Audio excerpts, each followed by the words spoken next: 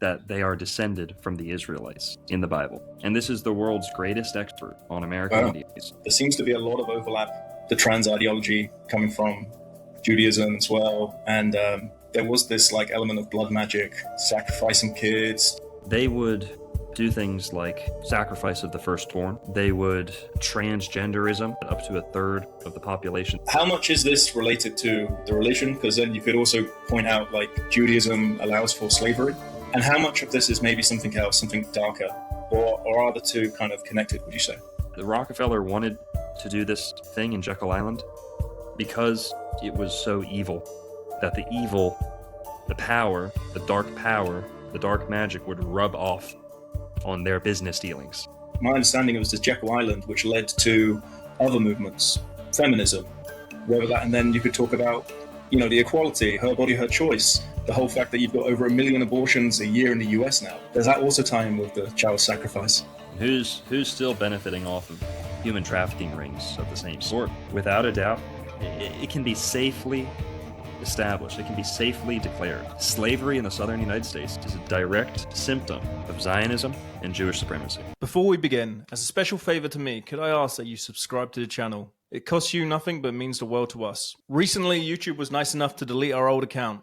But fortunately, that hasn't stopped us. In fact, we're more determined than ever, and that's why we need your support. Anyways, enough from me. I hope you enjoy. So, Dr. Longo, or Old World Florida, really appreciate the chance to talk. Yeah, Louis, it's good to be here, man. Thanks for the invite. Anytime. But, you know, recently watching a lot of your videos, you really go into depth and you uncover a lot of lost history, religion, and, well, you know, touch on Israel every now and then. But, you know, I think there's a yearning for this content right now. Recent years, there's been so much propaganda, you know, whether that was COVID, climate crisis, all these replacement theories.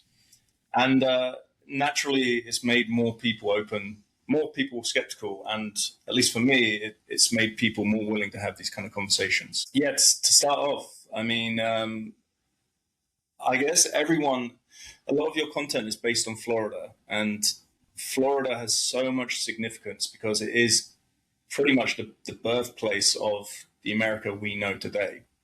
And kind of how it came to be, you always hear a lot of misconceptions, or you always get people going on about slavery, because this was like a Southern thing. You always hear about how it was the colonizers who kind of genocided all of the Native Americans. Because you have such a deep knowledge of that, like how did that all kind of come to be? Like, what would you say is the actual reality to all of that? Well, yeah, I guess a lot of maybe some of the anti-whiteism you're talking about is rooted in just a lack of historical knowledge. If you go through middle school, high school, college in America, you're going to learn such a biased, you know, such a slanted telling of the history. Right. Of course, there's a liberal slant. There's an anti-European bias today. And, you know, Florida is a great place to kind of hold the magnifying glass over historically and to just use Florida as an example to dispel a ton of misconceptions. For example, you know, the Indians in Florida were never quite totally conquered. So that's one thing. You know, they're from Florida. They're still in Florida.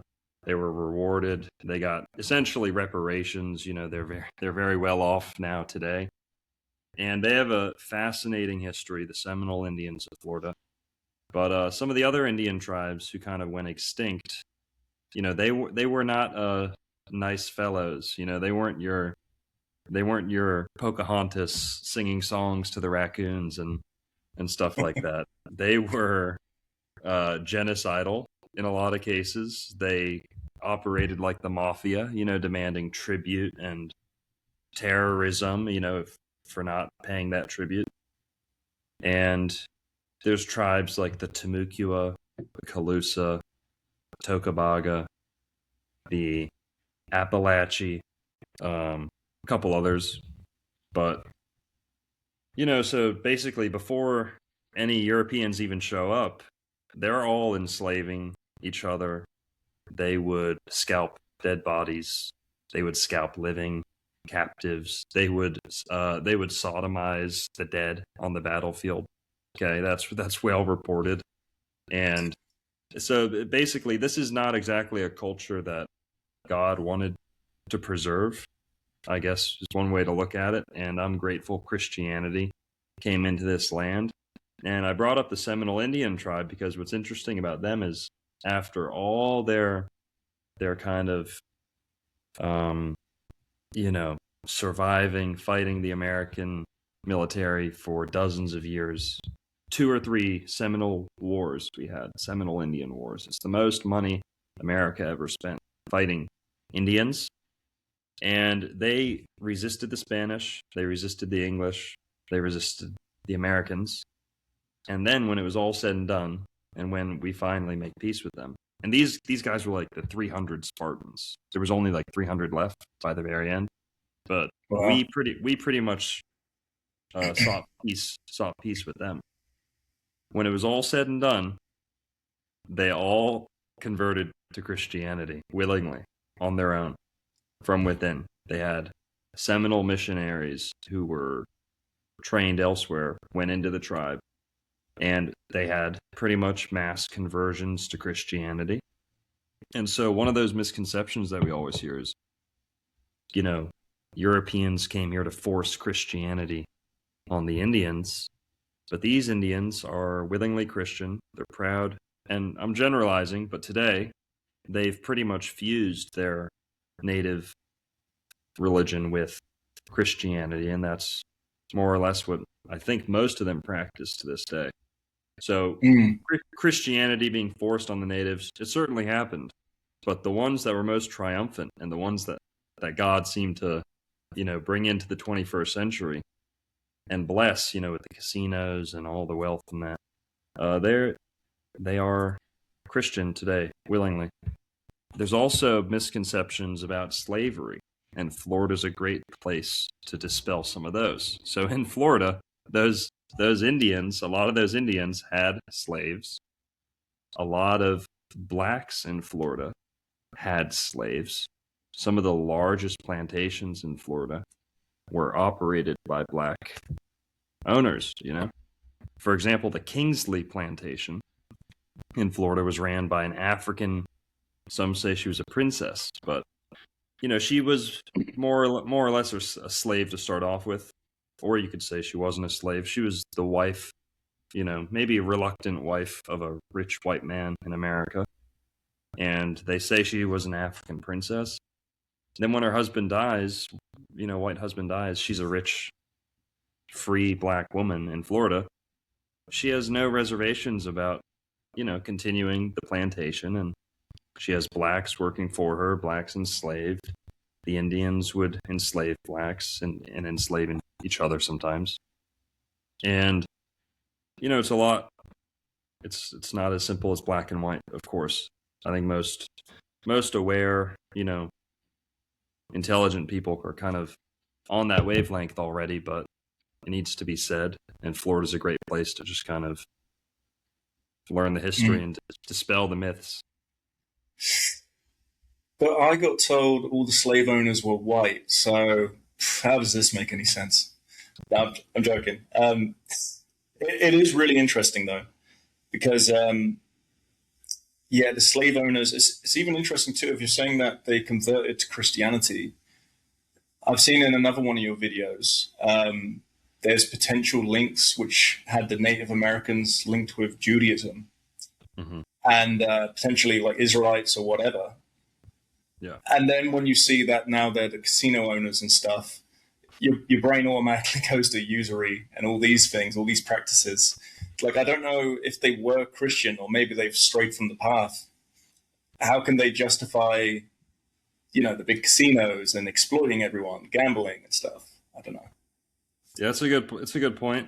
And, I've got some Seminole supporters, some Seminole followers.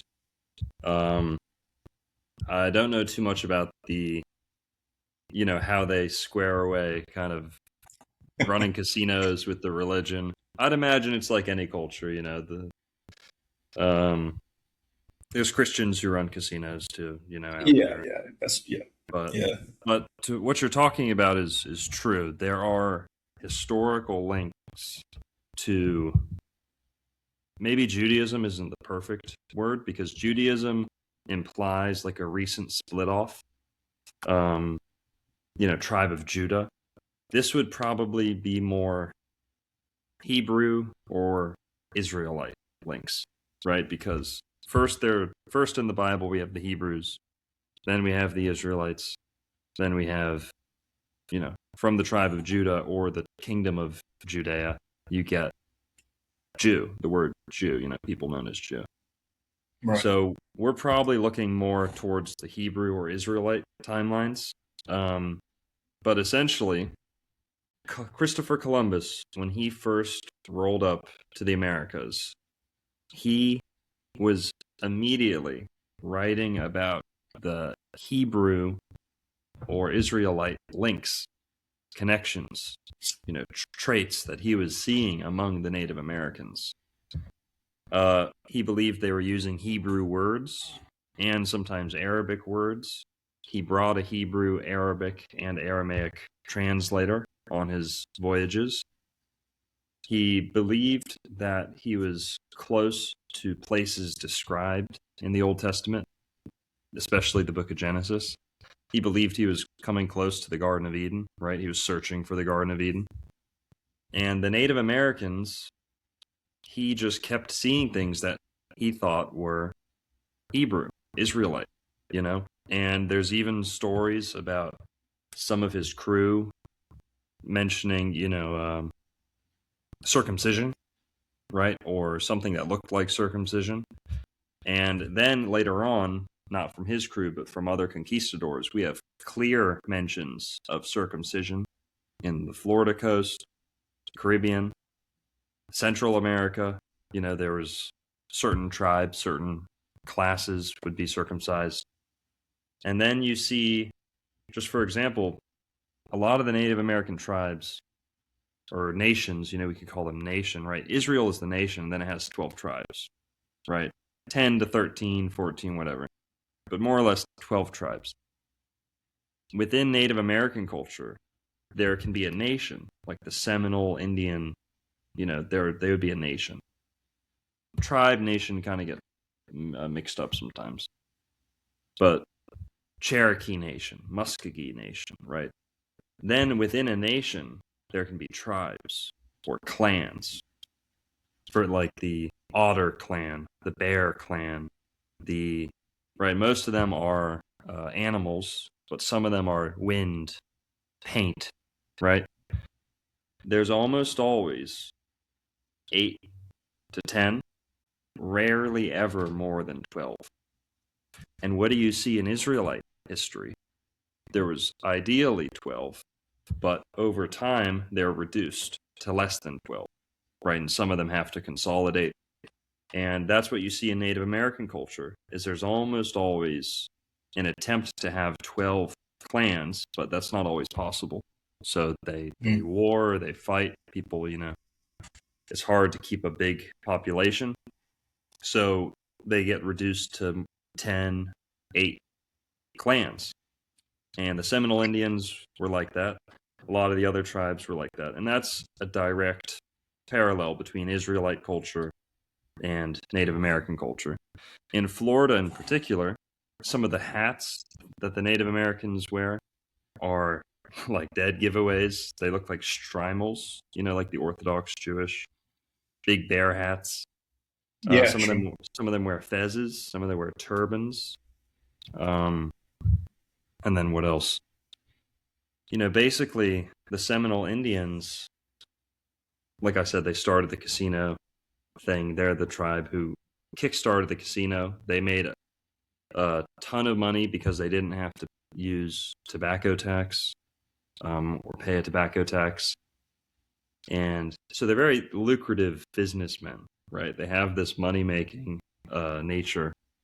And for better or for worse, that is, I guess you could say, a Jewish or an Israelite thing.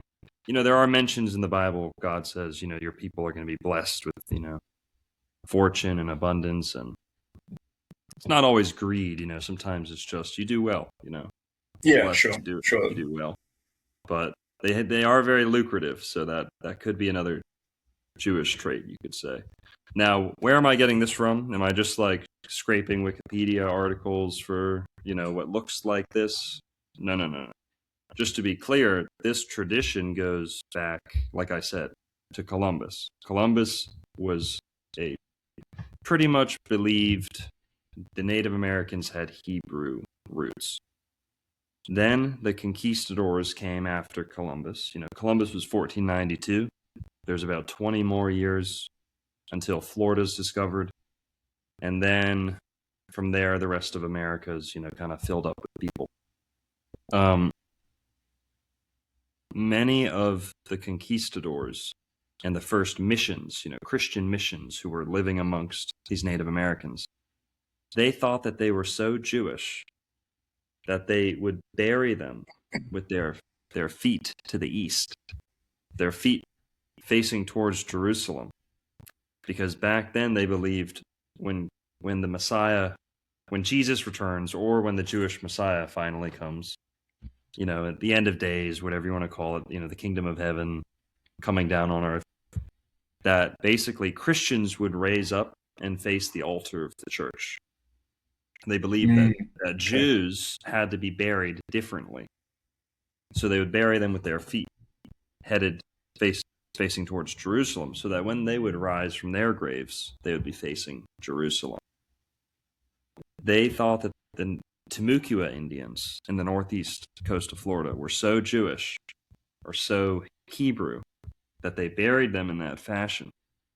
And yeah, so these are Christians burying in Indians in the way that they thought Jews should be buried. So that tells you how Jewish they considered them 500 years ago, 450 years ago. They were aware of these connections. That mission in particular, where they buried those Indians like that, it's near St. Augustine, Florida, the oldest city in America. And the mission there that they called it Nombre de Dios, name of God. Almost all the other missions would be saint this, saint that, Maria this, all very Christian and Catholic. This one mission, it seems all the crypto Jews preferred to go there because the Indians had so much in common with them. And they called it name of God because the Jews, they don't like to use the saints. They don't, they're kind of uncomfortable using the names of saints and Mother Mary and stuff like that. So it was common for some of those missions that had more crypto Jews present to use a name like the name of God. That's a very Jewish thing to do, is to not pronounce the name of God, not name God or depict God, Right. So there's all these links, and then there's also ritual immersion was a big practice of the Indians, dunking themselves in water. But okay, so Columbus talked about it. The conquistadors mentioned it. The missionaries would bury them and make notes of how Hebrew their culture was. And then also, by the time we get to kind of the American founding fathers, like 1776, that's when America starts looking, like the United States. There was a friend to many of the founding fathers. His name was James Robert Adair. James Robert Adair. He was a traveler, a trader, like with a D. He would trade. He was a merchant. He was a interesting guy. From his teenage years, he started living amongst Native Americans, almost like a Daniel Boone or Davy Crockett character. I don't know if you know those guys. They're like folk heroes in America. Yeah, I've heard the names for sure. Like wild men, frontiersmen. So basically, this guy was one of the few English speakers to go spend decades and decades with the Native Americans. I call them Indians, American Indians. The Seminoles like to be called Indians, so I call them Indians. But and also the name Indian, you know, people theorize that Indian means with God, like a godly people, because Columbus thought they were so innocent, and they reflected like a Garden of Eden way of life.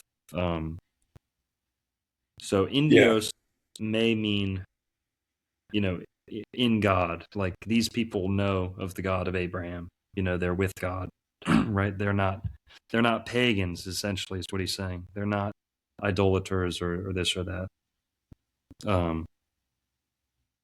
But okay, so the Seminole Indians. Where was I going with that before I started talking about Indian? Well, we were talking about the links with, Okay, the native. Go for it. James Robert Adair was a friend to the Native Americans. He was friends with a lot of the founding fathers of America.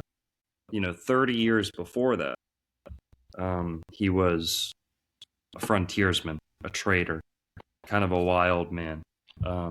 He lived amongst the Native Americans for over 30 years.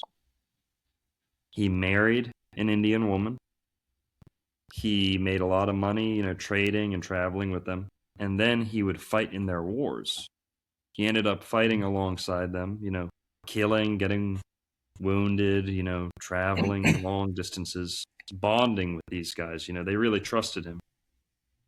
James Robert Adair, by the time 1775 comes around, some of his friends, who are founding fathers, because this guy's famous, you know, he has a big reputation.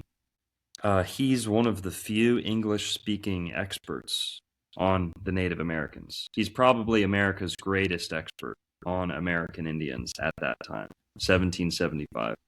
He is convinced, his friends convince him, hey, dude, you gotta write a book. You gotta write a book. Like, you're the only one who knows this stuff. You know, there's a war about to happen with the British. You know, get this stuff down on paper because we don't want to lose it. You know, you could die. You're getting older, this and that. So he says, all right, I'm going to write a book. He writes a book about the Native Americans, particularly in Florida, Georgia, the Carolinas, and I think Alabama, the southeast United States, right? And back then, before then, all that used to be known as La Florida. When it was Spanish, all of America, North America, was called La Florida. Then the English moved in. They started naming, you know, Virginia, Carolina, this, you know, this and that. I think the French named Carolina, actually. But it used to all be Florida. So he's talking about all these tribes who are more or less from Florida, or they travel through Florida. You know, what would become the Seminole Indians? Chickasaw, Muskogee-speaking Indians, Cherokee a little bit, Choctaw, and he writes pretty much like the story of his travels, and he's describing all of their customs, the way they dress, you know, everything you'd want to know in like a BBC documentary or a National Geographic documentary about these people. He's the authority. And he knows no one knows this stuff. This man puts about half of his book is dedicated, or, you know, half of the book is trying to explain to the reader that they are descended from the Israelites in the Bible, that they are descended from Hebrews. And this is the world's greatest expert on American Indians. He's a friend to many of the founding fathers, very reliable guy. He has no agenda. He's not trying to write a bestseller or anything like that. He's not the first to come up with this, but he's like the ultimate expert. And he ends up vouching for this theory and puts it in print. And like I said, it's a big book, and half of it is about them being Jewish. Wow. Talks about them having an Ark of the Covenant type thing that they, you know, move around from ritual to ritual. talks about the four main clans being the same four main principal tribes of Israel. You know, like buffalo, bull, lion, cougar, eagle, you know, hawk, eagle. And then the last one is man or wind, the wind clan. So he has all these evidences.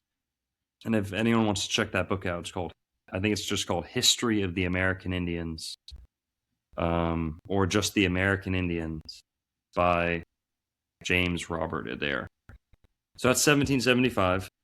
And then just skipping along a little, there's lots of other people who, kind of throw their evidence in and are contributing to this theory. By the time we get to like 1915, we get another big publication, which is called the Seminole Indians of Florida. By this time, all these tribes that were kind of warring and getting pushed around, they consolidated into Seminole Indians. Seminole means runaway. And if you think about it, Seminole, Seminole, Semitic. Seminole, old is just an American suffix, like guacamole, Coca-Cola, there's all these oles or olas in America, in Florida too. Sure. And Seminole, like Creole, there's all these ols. Basically, it's just an American suffix. You could slap a Greek suffix on there. It would just be Semitic. And the Seminoles are the tribe who have seemingly the most Jewish links. Now, the person who writes this other book is a woman. Her name is Minnie Moore Wilson. Minnie Moore Wilson, she didn't live with them for quite as long as the James Adair guy. She knew them for, I guess, 20 years at most. She didn't live among them. She lived next to them. She had a house. She lived like a normal person. But she could go spend all day with the Indians. She had a very unique friendship with the Indians. They chose her. They liked her, They wouldn't talk with most people like they did with her. They would start giving gifts with each other. They had a very close relationship. She is the person who helped the tribe get some of their protections, reparations, legal status, things like that. So they really liked her. She's the world's greatest expert on the Seminole Indians in her day. Half of her book is dedicated to them being Jewish or descended from the Hebrews or the Israelites. Right. So plenty of links. So it's interesting, like you said earlier, that they were seen as like innocent and all these things, but I know we spoke about this before. There was this like element of blood magic, sacrificing kids, the trans stuff, and there seems to be a lot of overlap with that stuff going on with the same kind of community as well. Like, You hear all the rumors of the trans ideology coming from Judaism as well, and obviously the examples in the Bible when they kind of the tribe goes astray and then it starts worshipping the false idols, child sacrifice, and stuff like that. Yeah, that's a great point. I guess we should make some distinctions. The tribes that Columbus first bounced into, they were kind of like innocent kids. They were not super warlike. They lived on tiny little islands. They more or less like ate fruit and fished, and they paddled their canoes. And those little guys, they were pretty small. They were Columbus's height or a little smaller. They were just kind of your average villagers, tribal people you'd find, what you'd expect to find in a lot of places around the tropics, and in the Stone Age, that's what you'd find. Now, the tribes in Florida, however, people wouldn't really encounter them until 20 years later. Now, Columbus ends up, he pushes farther into the Caribbean and closer towards the Gulf of Mexico. he finds some pretty warlike people too. You know, he ends up having some battles, and there are some slaughters and massacres and all that. But they're taking islands over, like boom, boom, boom. You know, this island's ours. This island's ours. You know, these guys, these little guys, they're not putting up much resistance. You know, Columbus says things like, or his shipmate says things like, you know, these people are going to make perfect slaves. Like, they just do what you tell them. They're super friendly. They've got plenty of gifts, you know, and Sure. they're not that experienced with the bow or the addle, or, you know, they have them, but they're not like known for their warlike, you know, nature. 20 years later, the Spanish start sending boats into Florida. And but in that timeline from 1492 to 1513, Mexico is conquered, or is, you know, mostly conquered. I think 1513 is the year that Cortez goes over and, you know, conquers. They're just taking over empires left and right. Okay, like a hot knife through butter. The Spanish are just dominating. When they start sending boats at Florida, they're not seeing those tiny little friendly little guys, you know, back in the Caribbean. They're not seeing those tiny little mean little sacrificers in Mexico that they're used to. By 1539, the Spanish had taken over the Inca. So Aztec, Maya, Inca conquered, Caribbean conquered. Florida is now on the menu. 1513 is when Ponce de Leon goes looking for the Fountain of Youth. He's repelled. The first time he goes around, he doesn't stay for long, he leaves, and then he names Florida. The second time he comes, 1521 AD, he's repelled, and Ponce de Leon, the leader of this expedition, is killed with a poisoned spear tip. So the Spanish know not to fuck with Florida for like 7 more years, and they don't even know what's going on. They couldn't even get a good view, you know, what's actually happening. They just know there's fierce resistance. 1528, the Spanish send 200, maybe 300 people into Florida. They go missing, and they're never heard from again. They're massacred by the Indians. They ship, you know, the ones who make boats to try to escape are shipwrecked and also massacred. There's 4 survivors from those 200, maybe 300. 4 survivors make it to Mexico and tell the story. Fascinating story. Those guys walk from Florida all the way to pretty much like, you know, Mexico. Wow. And Wow. they end up telling their story. But what did they say about the Indians in Florida? You wouldn't believe it. They're 7 feet tall. They use bows that a European full-grown man can't even pull the bow back because it's so strong. It's so, you know, so wow. That Yeah. that bowstring is so tough. You have to you have to essentially be like an NFL player or a 7-foot Indian to pull it back.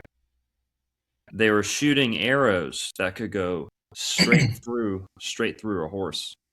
So the Indians in Florida were a whole different breed. In fact, I didn't talk about this at all with Jake. I haven't talked about it recently at all. The Indians of Florida were essentially giants. Their ancestors were big giants. The Indians today in Florida, if you go to North America, like, you know, the cowboy and Indians, those Indians, you know, from the movies, again, mostly they're average height, like a white man, or a little shorter. A lot of tribes end up being a little shorter.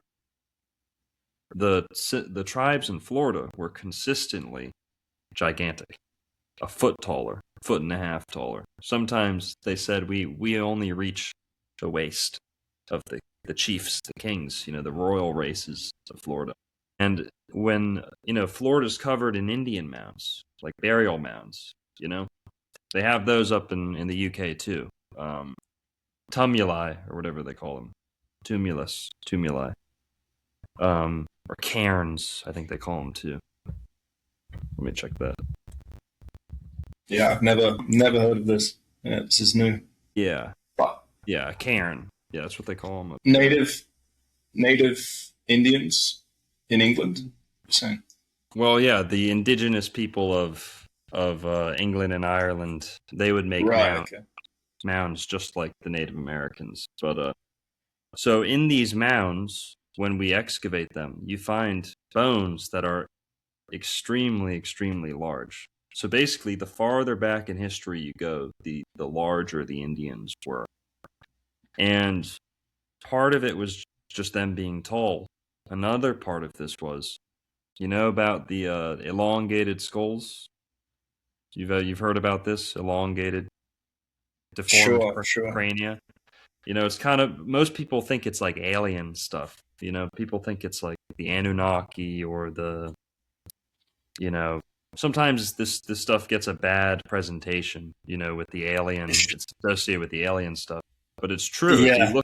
If you look in the ground here, you find skulls that are like, how would you say it? They're shaped, Elongated yeah, and just stuff. super long, Yeah. super long and tall. Those things are massive. Like, if you can imagine what the people who had those heads looked like, they would have been terrifying. And all the Indians, all the men, the upper class, the warriors would do that skull shaping. It's either something that they would shape from a baby, you know, to make it like that. I've seen it when they tie rope or string around their head to shape it. And there's Now the question is that the origin of that shape, or was there an original humanoid that had that head shaped naturally that other right. races might be trying to model themselves after, you know, or that's a theory. So, because some of these skulls don't have sutures down the center, which is very uncommon, meaning they were probably born. Some of them were probably born like that. They've found small skeletons of children that have elongated skulls too. Like they're too small, like they're infants who died, but their skulls were already elongated, which kind of points towards some of them being naturally like that, naturally elongated. So Sure. So just to recap, the Indians in the Caribbean, kind of just your average tropical looking Indian tribal people. The Indians of Florida, they were master coppersmiths. They were very good at working gold. They built pyramidal mounds. Some of them were 100 feet tall. They, what else can we say about them? Their bows were huge. They were terrifying to look at. Yeah. They did tattooing on all over the body. And then, you touched on some of like their spirituality. They had some pretty wild beliefs, some wild customs. The Timucua tribe, I guess, will be a tribe that we'll focus on a little bit. The Timucua tribe, they live along the northeast coast of Florida. So St. Augustine, Florida is the oldest city in America, and the Indians that lived there were the Timucua, or at least a tribe that spoke the Timucua Indian language. When the Spanish first showed up, they didn't say much about them. They just kind of kept it moving. When the French showed up, they wrote a lot of, records, firsthand accounts of what the Indians did, what they lived like, what they ate. The French conquistadors, conquistador is a Spanish word, but these were pretty much the same thing. They're just French, not Spanish. They're exploring Florida for like the very first time in the 1500s. They meet the Timucua Indians, and they write down a couple things. Number one, they're really, really tall. The average Indian was 6 inches to a foot taller than the tallest European on those expeditions. The chiefs, they say, it seemed, were closer to 8.5 feet tall. Now, Wow. could they have been exaggerating a little bit? Maybe. But keep in mind, these people are not, they're not saying like, oh yeah, there's dragons here, there's sea monsters. They're not saying that stuff. Everything's pretty matter of fact. And then they say that they were 8 feet tall. You know, Yeah. they would Yeah. say Yeah. our tallest man plus a foot and a half. So now those Indians, those very tall Indians, their religion, they would do things like sacrifice of the firstborn. They would um, do transgenderism. So some of the accounts say that up to a third of the population. This is all in the French accounts, by the way. The French are writing this like right as soon as they meet them. They say they're super tall. Oh, and also this, very tall, and they live to over 300 years old. Yeah. They say Wow. 350 years old. This is what the French are saying. They're saying they eat so well, they have so much clean water. Maybe a little adrenochrome in there too, maybe. To a little hot sauce is good for the longevity, maybe. But basically, that's what inspired. You know, I know you're from the UK. I don't know if it's as well known there, but the whole folklore here in Florida is that Florida and essentially America, because Florida was found first, was discovered because the Europeans were looking for the fountain of youth. That's like if you've seen Pirates of the Caribbean, one of the Pirates of the Caribbean movies is about the fountain of the youth. And the Spanish were looking for it. You best believe the other countries were looking for it, but the Spanish were most associated with it. And it was because the Indians were tall as fuck. They lived long as hell. And the Spanish would write all these things like they didn't have diseases, they didn't have cancer, they didn't have Yeah. erectile dysfunction, you know, like all the Spaniards had these problems that we have today. The Indians really didn't have them. And but okay, the child sacrifice part, the French said they were tall, they lived long, and then they sacrificed the firstborn children. A lot of times it was to honor a chief, or if a chief died, you would kind of sacrifice some people along with him. But some of the methods that they would sacrifice them, they would use either a club or they would dash them. And, you know, dashing is pretty much the same form of sacrifice you see, at least in one instance in the Bible. You know, there's sacrifice through fire, right? Like you'd throw the victim into the fire. But another type that the Canaanites were known to do was essentially to just like you'd I don't know, it's barbaric. I don't know what to compare it to, but essentially just holding the ankle and swinging it Yeah. Yeah. Yeah. against a rock or against an altar, and Against a tree or something. Yeah.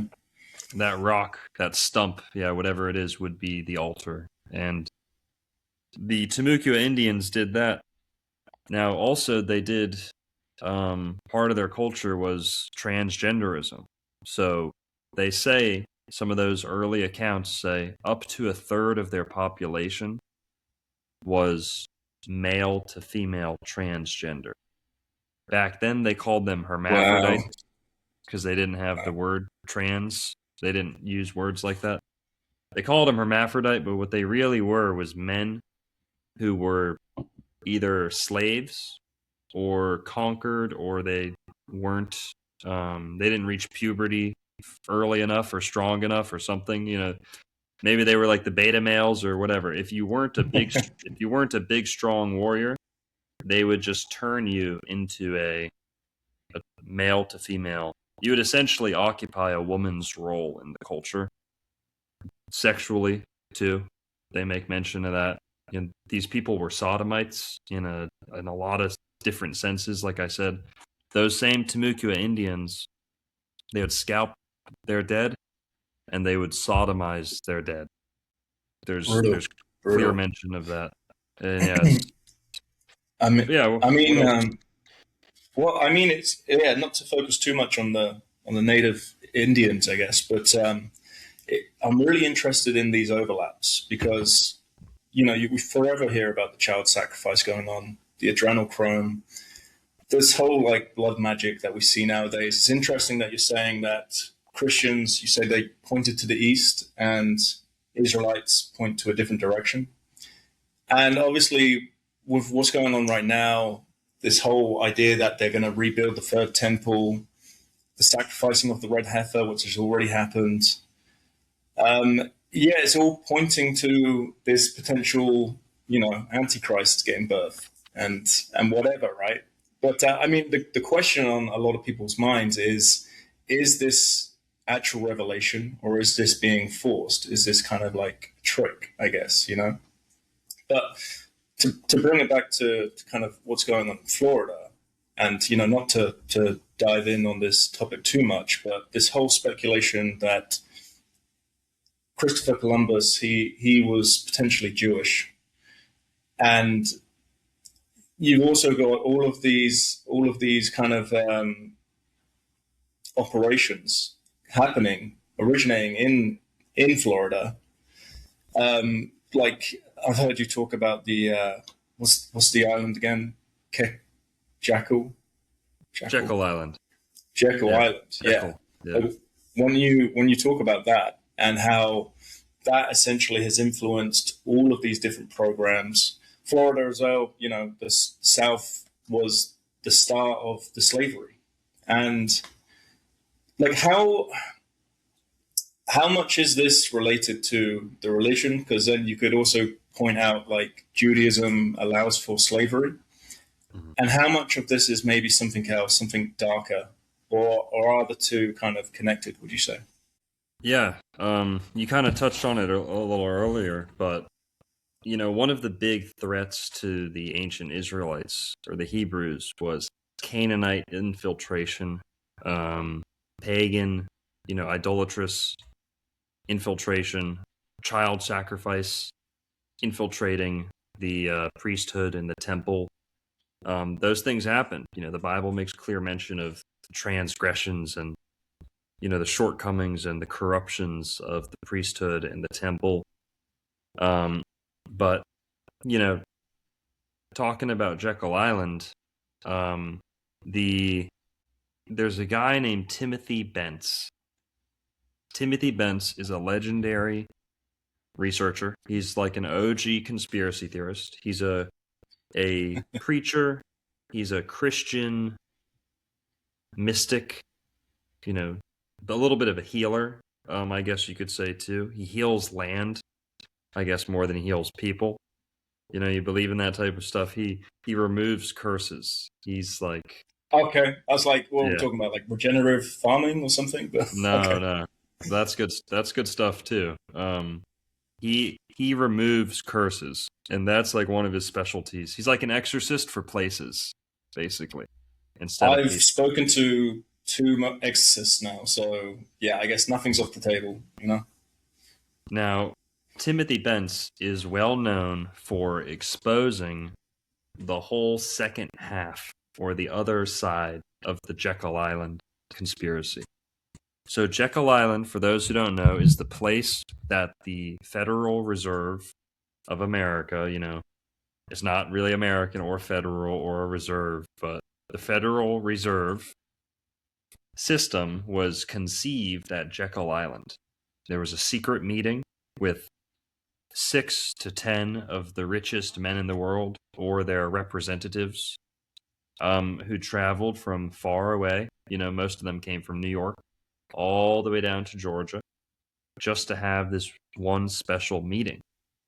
And at that meeting, they concocted the plan, the scheme, the structure of what would become the Federal Reserve banking system. Now, that is usury with a capital U. It is a way to defraud Americans. It essentially trapped us in debt forever, unless this is somehow repealed or reset in some way. It's hard to see it happening, safely. Yeah, But the dollar's just gone, really. And when it affects you guys, it affects the rest of the world. So it really is important to everyone. yeah, and the Federal Reserve, the main people behind this, I'm not an economist or a financial guy whatsoever, but there's some great videos out there. There's great research about the whole financial history, the secrecy involved with the meeting. G. Edward Griffith or Griffin. He wrote an amazing book called The Creature from Jekyll Island. That's a very good book. But all these people who talk about Jekyll Island, it's great stuff. So I'm not trying to dig them at all. But no one went as deep. No one looked as deep as Timothy Bentz did.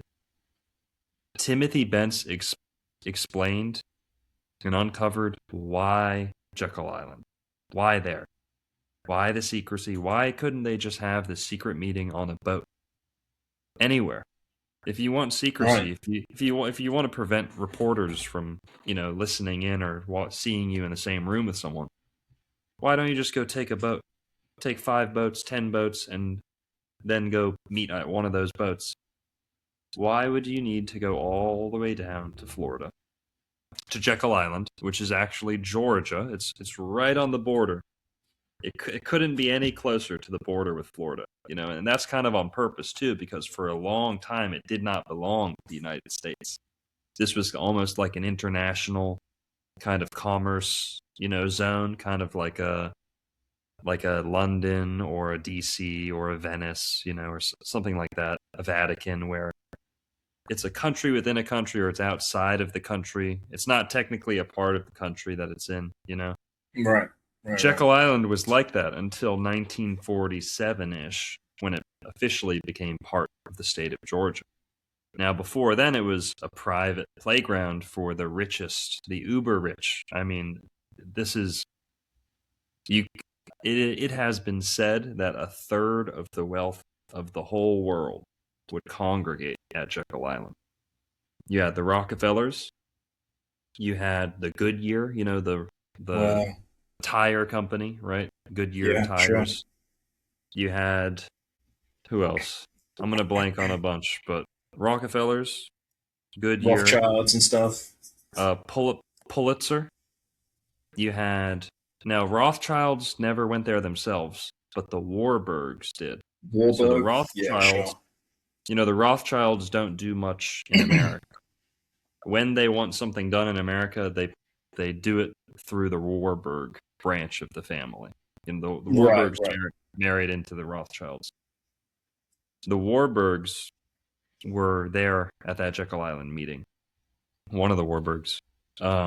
And Warburg would eventually be, one of the main, essentially, I don't know what you'd call them, perpetrators of a financial collapse in America. There was some nastiness going on with the First World War too, as far as profiteering, in the war, and encouraging war and provoking the war and making sure they got rich off it. This is leading up to World War One.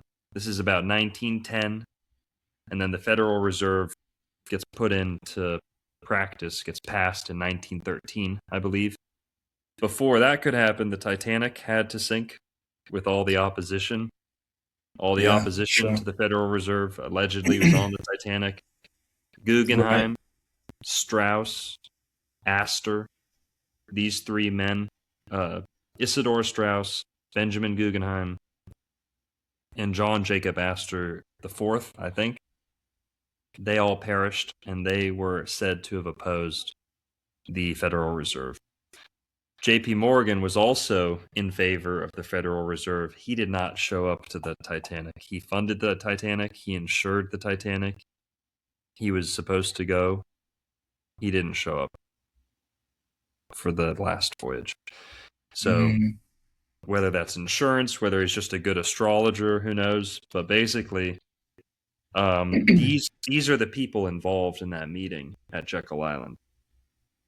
Now, touching on Timothy Bence again, this guy that I know, he's a good friend now. Timothy Bence. This is about 2007, 2008. Timothy Bence goes to the Middle East or Eurasia, like Israel or Turkey. I forget where he went. Lebanon, around there, right? Biblical sites. Then on his way home, he stops in Jekyll Island, Georgia. He's already traveling. He says, why not? He says God told him to go there. I believe him. Okay. He goes to Jekyll Island, and essentially, instead of focusing too much on the financial side, he starts going to the museum and talking to the museum people, the archaeologists, and the Indian, the native history experts. And he believes God is guiding him to uncover the ultimate dark truth behind Jekyll Island. He goes to Jekyll Island. He starts learning about the Indians that lived there. Louis, remember I was telling you about the Timucua Indians, about some of how they were freakishly big and ugly and tall heads, Sure. child sacrifice, LGBTQ. That's the same tribe. The tribe that lived in Jekyll Island, that's that same tribe. So it's Georgia, but this tribe ranged essentially from where NASA sends their rockets near Orlando, near the Space Coast, all the way up to Jekyll Island. So Jekyll Island was like their northernmost range. Where NASA sends the rockets is their southernmost range. That's where this nasty, dark, evil, but impressive tribe used to live. It just so happens that John D. Rockefeller's cottage, his house on this island, Jekyll Island, it was nicknamed Indian Mound Cottage. And that's because it was built in the footprint of an Indian mound. They used to, back then when they were developing, they used to cut down the Indian mounds, crush them up, and pave the roads with all the shell and bone and sand from the Indian mounds. That's what they'd use to pave the roads with. So they'd raise a mound, and then there'd be a footprint, and there'd usually be a little elevation, because it used to be a big tall mound. Now it's just a kind of a hill. They would build some of the nicest houses on the mounds because that's what rich people like to do. They like to go up high, So John D. Rockefeller's Indian Mound Cottage on Jekyll Island was built on top of an Indian mound.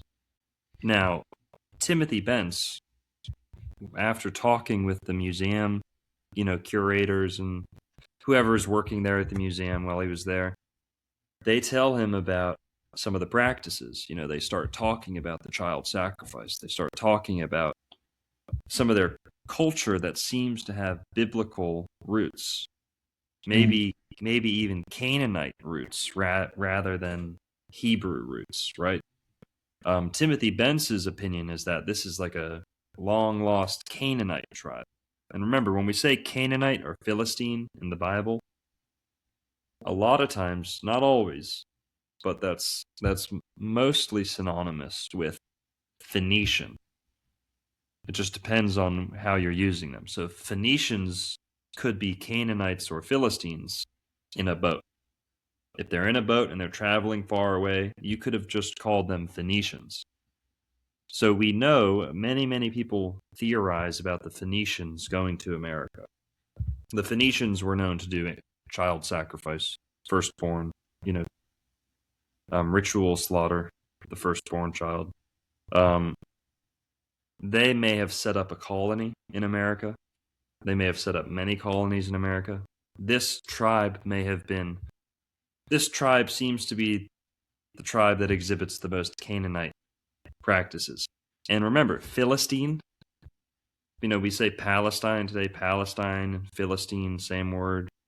Philistine, who was a Philistine? Goliath was a Philistine. Giants. Philistines were tall, big people. And it seems you have the human sacrifice, the child sacrifice, the tall stature. Good evidence Yeah, all for adds up. for I mean, yeah, now. that's when you said that, my brain went straight to the Nephilim, and you were saying they were getting smaller and smaller. And there's the whole thing of like their spirits don't go to hell, their spirits roam earth, evil spirits. Yeah. Sorry, I might be not to cut you off there. That's just where No, my brain was going with it. no, yeah, and Nephilim's a good tie-in because talking about the elongated skulls. Remember, these people are doing the elongated skull thing too. Many people have said the elongated skulls are a telltale sign of Nephilim or Anunnaki presence or influence. That basically, whatever this demented race of humanoids was that may have been terrorizing humanity, they probably had some. They might have had one. They may have been the people who had the elongated skulls. They may have ruled over or forced themselves upon humans, and then either their descendants have the elongated skulls, or their slaves, their vassals, start emulating them with the elongated skulls. Maybe some combination of the two. But that's a big thing. Like I said, the alien people love to talk about Anunnaki in conjunction with elongated skulls. So that's a whole nother rabbit hole. Yeah, But yeah. this tribe is doing the skull shaping. So they have freakishly tall heads. They're sacrificing the kids. Now, John D. Rockefeller is living in this cottage. Timothy Benz was. It was explained to him how the Timucua used to have altars, and they would do their child sacrifice on these altars. He said, "Can I see that altar?" He said, "Okay, but only because there's no one around, And he kind of earned his trust. He took him to the basement of Rockefeller Cottage, and the mound. He said, "John D. Rockefeller." He said, Tim Benz was like, "All right, where's the altar?" And the museum worker said, "We're standing on top of it. The house is built on top of the sacrificial altar." He said, "Why would anyone do that?" I said, "That's how Rockefeller wanted it." That's so weird. So weird. And then you go and you peek through the windows of that room. Red carpet. Red carpet. Like the Red Shoe Club, right? Red shoes Right. don't show blood dripping on them. Red carpet maybe something similar. Maybe some symbolism there, but Rockefeller lives there at that cottage, and then he has all these people come for the Jekyll Island meeting. That meeting was held at the clubhouse. The clubhouse was built in the footprint of the Indian Council House. So all the main buildings at Jekyll Island are built in the footprint of the Indian buildings, like their town. We built in the footprint of the Indians, basically. That tribe doing the sacrifice. In the Bible, we see sacrifice, blood sacrifice, and banking and debt and usury go hand in hand.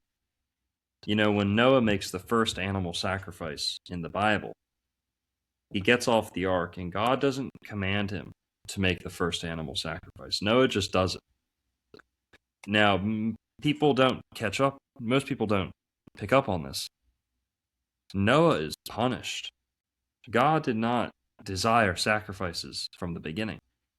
Okay, there may have been other instances where that seems to be the case, but when Noah makes that first sacrifice, God says to him, "Now I know that the imagination of man's heart is evil from his birth. I thought you were the one good family that I was going to save from the flood, and the first thing you do is sacrifice an animal, the animals that I was telling you to keep safe."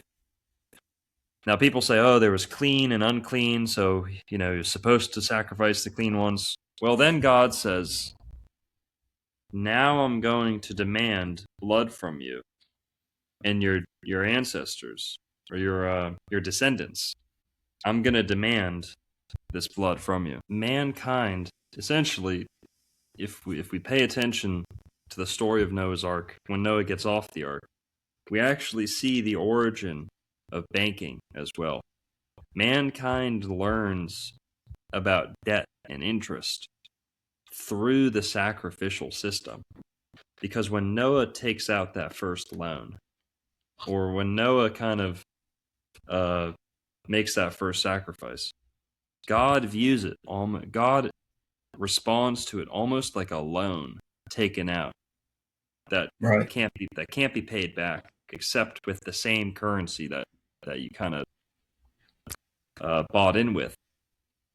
And that currency is blood.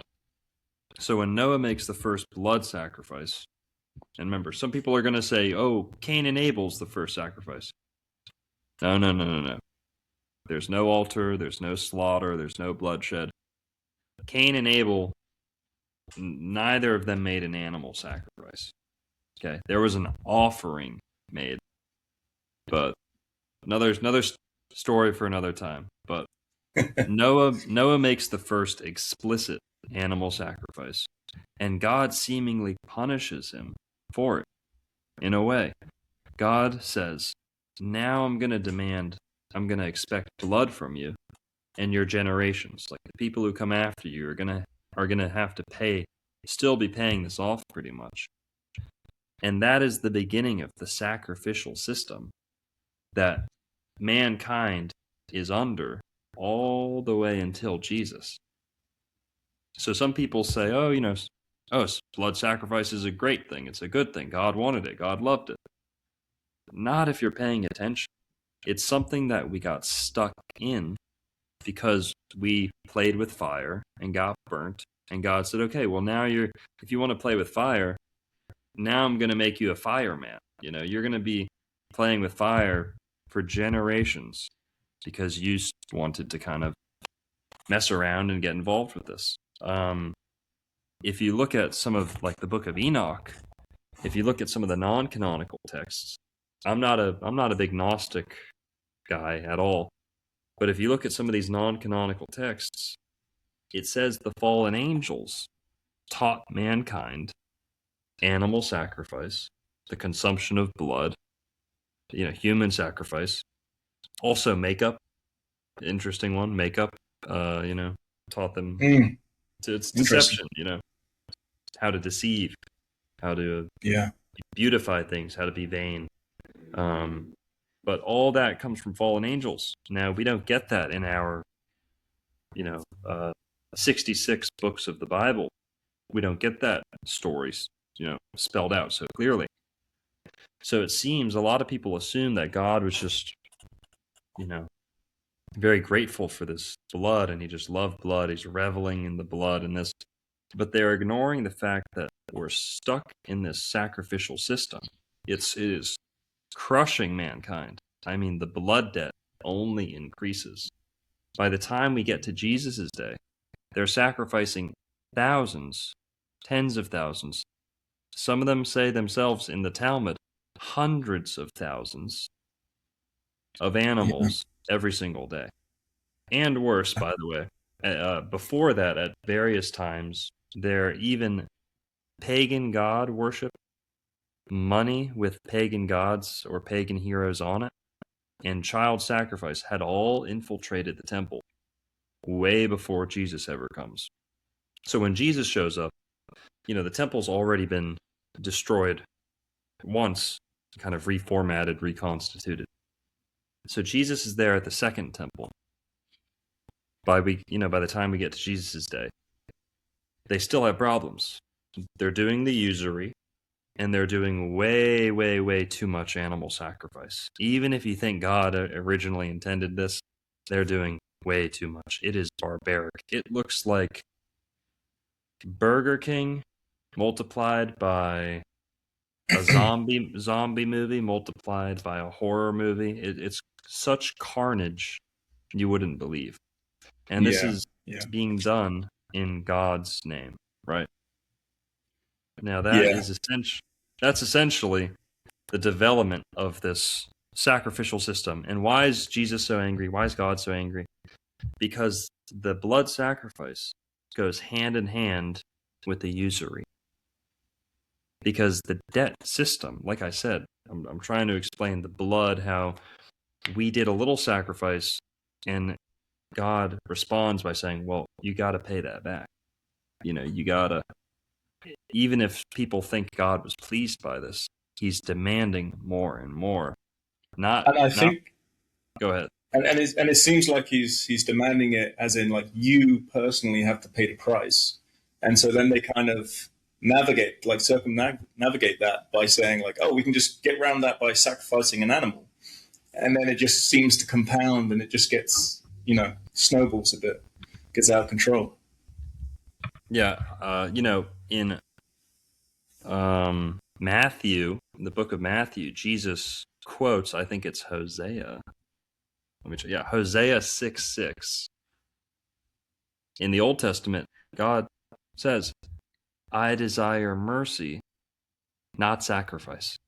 I desire mercy, not sacrifice. Jesus quotes this, makes a callback to the Old Testament.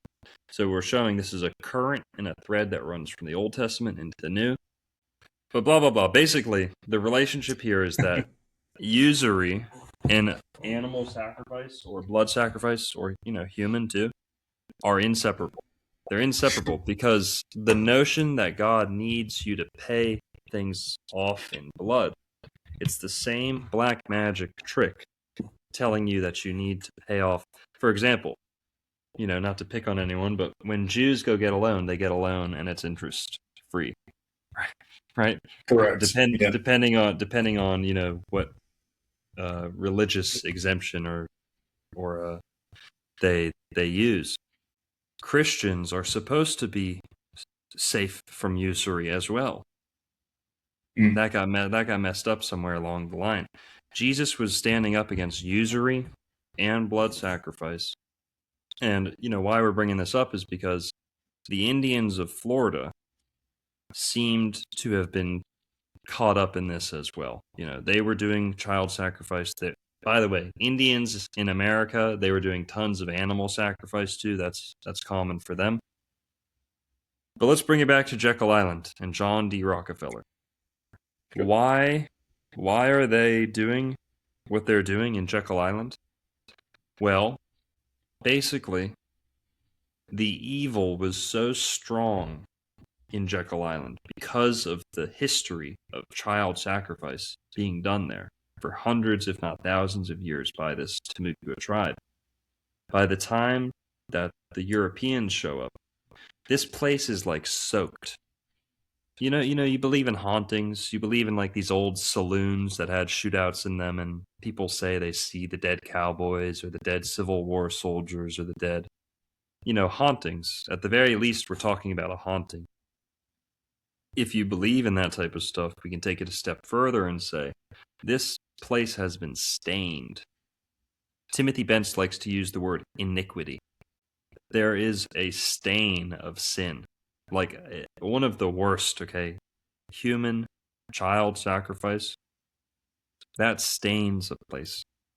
And it's believed, Timothy Bentz theorized, and I'm convinced, hundreds of thousands of people who have seen these videos and interviews are convinced with Timothy Bentz, that the Rockefeller wanted to do this thing in Jekyll Island because it was so evil, that the evil, the power, the dark magic would rub off on their business dealings. Does that make sense? Exactly. They wanted to capture that dark energy into the Federal Reserve because sacrifice is the same essence as usury. It's like siphoning. When you siphon gas out of a car, it just takes a little bit of pressure or so suction. Kickstart it, right?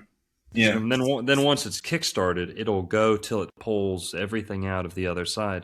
That's kind of how Right. sacrifice is. It's a slippery slope. Once you open up that valve, once you welcome in that blood, whatever it is, once you shed that blood, the pressure keeps flowing, and God or demons, whoever it is, demand more and more and more, and that never ended. It only got worse and worse and messier and less honest and less rooted in actual Abrahamic faith. The closer and closer we get to Jesus, the worse it gets. Jesus comes, says no more animal sacrifice. He gets it shut down for a whole day. It may have tanked the economy. And what was the money that they were using back then? It was called the Tyrannian or Tyrian shekel. Tyrannian, I think. Tyrannian or Tyrian, I forget. It was called the Tyrannian shekel. Shekel with a SH. Is there any coincidence? Is there any connection between shekel and Jekyll Island? Jekyll Island, you know? So Timothy It makes Bence sense. believed Timothy Bence believed they wanted to do it at Jekyll Island because of the dark magic and that it would further their goals. I've added a little bit of extra, research onto this. I've met Timothy Bence. We've done a couple videos together. I point to latitude being another factor. The temple at Jerusalem was like the financial capital of that kingdom. And the sacrifice happened there. That's where Jesus went in and, kicked everyone out and set the record straight. Now, if you drop a pin on Jerusalem, it's on the 31st latitude north. Okay. The border between Florida and Alabama, or the states above Florida, is the 31st latitude. Jekyll Island, which is in Georgia, is precisely 31.0 latitude. It's the same latitude as Jerusalem, the Garden of Eden, Alexandria, a lot of other places. And that 31st latitude. And okay, so think about this. Apparently, I forget who chose this location for the city of Jerusalem, but it was chosen and selected because it was on the same alignment as the two rivers of the Garden of Eden in Iraq, the Tigris and the Euphrates. The Tigris and the Euphrates, right where they split in Iraq. If you drop a pin right there, it's 31.0. So when they chose where to put Jerusalem, they chose it there because it's the same latitude as paradise, as the Garden of Eden, or what they thought was the Garden of Eden. And now, well, hang on. If you take that latitude all the way across the Atlantic, the very first land that it hits is Jekyll Island. Like this is the place to be, Yeah. Wow. Well, I mean, yeah. So the more you kind of talk about this stuff, there's just the more questions there are. It's never ending because I guess this would be like the overarching question, because it was the Pharisees that in the temple which Jesus has the issue with, right? And you're right, it gets labeled as usury. It was only until I watched the Christspiracy that Cam kind of exposes the whole blood sacrifice part. The part when he's walking under a temple trying to find this the sewer where all the blood would be coming out, and he's crawling through this tight space, knowing that there's the drainage somewhere, only to realize he's in it. It's so big, a human can walk through it. So if usury, blood magic, blood sacrifice all go hand in hand, it kind of speaks to, is this part of the religion then? Is it the religion that has kind of taken this dark turn? Or, you also hear about the whole Kabbalah magic and stuff like that. Mm-hmm. So it's hard to determine, like, at what point is it good? At what point is it bad? Where did it get corrupted? Maybe I know Christianity, it just took a complete, like, just rejected all of that, and then that led not just to, it was like, my understanding, it was this Jekyll Island, which led to other movements, feminism, whether that, and then you could talk about, the equality, her body, her choice, the whole fact that you've got over 1 million abortions a year in the US now. Does that also tie in with the child sacrifice?